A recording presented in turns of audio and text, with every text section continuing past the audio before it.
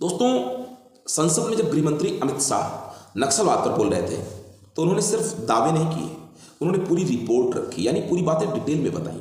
आज उसी को जरा सा आसान भाषा में समझते हैं। 30 और 31 मार्च को संसद में बोलते हुए गृह मंत्री अमित शाह ने कुछ बातें बहुत क्लियर की। उन्होंने कहा 2010 के आसपास नक्सलवाद अपने चरम पर था।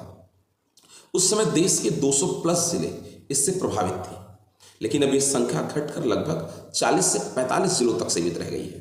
उन्होंने ये भी बताया कि 2010 के मुकाबले नक्सली हिंसा की घटनाओं में 70% की गिरावट आ गई है। सुरक्षा बलों के शहीद होने की घटनाएं बहुत कम हो गई हैं। आम नागरिकों की भी मौतें बहुत कम होने लगी हैं। उनका एक बड़ा वाक्य था कि अब नक्सलवाद सिमट कर कुछ ही इलाकों में रह गया है और हम इसे जड़ से खत्म करेंगे। उन्होंने बताया कि सरकार ने सिर्फ ऑपरेशन नहीं चलाए, बल्कि 5000 प्लस किलोमीटर की सड़कें बनाई, मोबाइल टावर लगाए, बैंकिंग और पोस्ट ऑफिस की सुविधाएं ऐसे गांवों तक पहुंचाई गईं जहां नक्सलवाद हावी था। और सबसे बड़ा लक्ष्य क्या था कि 31 मार्च 2026 तक नक्सलवाद का पूरी तरह सफाया, यानी ये सिर्फ सुरक्षा नहीं बल्कि एक पूरी रणनीति की बात हो रही थी। अमित शाह ने साफ साफ कहा, पहले की सरकारों के समय नक्सलवाद तेजी से फैल रहा था, कई इलाकों में सरकार की पहुंच ही नहीं थी, और अब सुरक्षा बल अंदर तक पहुंच चुके हैं, प्रशासनिक ढांचा मजबूत हुआ है। यानी उन्होंने इसे नीति बदलाव का परिणाम बताया।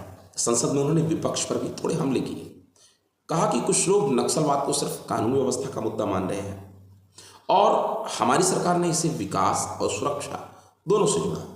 उन्होंने ये भी संकेत दिया कि कुछ राजनीतिक सोच इस समस्या को सही तरीके से समझ ही नहीं पाए। मैं विपक्ष के नेता जैसे राहुल गांधी जी की बात करूंगा। उन्होंने सरकार की इस नीति और कार्यक्रम पर थोड़ा सवाल उठाया। अगर आप ध्यान से देखें तो अमित शाह का पूरा भाषण केवल 3 बातों पर ही टिका था। डेटा से ये दिखाना कि हालात सुधरे हैं, रणनीति बदली, सिर्फ बंदूक नहीं बल्कि विकास भी किया गया, और एक स्पष्ट डेडलाइन 2026। अब ये बहुत बड़ा दावा है क्योंकि दशकों से ये समस्या खत्म नहीं हुई थी। तो दोस्तों, संसद में जो कहा गया वो सिर्फ राजनीति नहीं था, एक विजन भी था। अब सवाल ये है, क्या ये वाकई पूरा होगा या फिर ये भी एक बड़ा राजनीतिक वादा बनकर रह जाएगा? आपकी क्या राय है? कमेंट में ज़रूर बताइएगा। जय हिंद।